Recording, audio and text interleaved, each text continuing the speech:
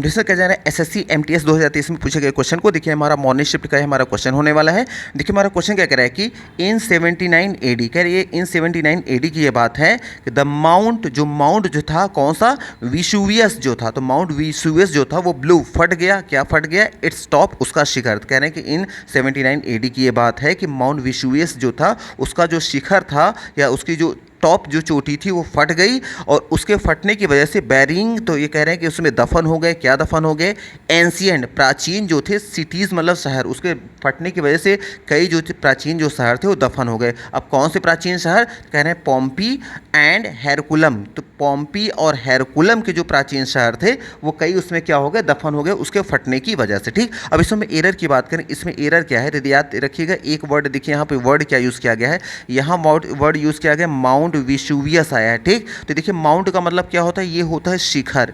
शिखर कह सकते हैं या कह सकते हैं इसको चोटी। ठीक, किसी भी पर्वत की जो चोटी होती है उसको बोलते हैं हम क्या, माउंट वर्ड यूज़ करते हैं। और याद रखिएगा किसी भी पर्वत चोटी के पहले किसी भी आर्टिकल द, ए एन या द का यूज़ हम नहीं करते हैं, और यहाँ पे द का यूज़ किया गया है तो ये हमारा एरर है।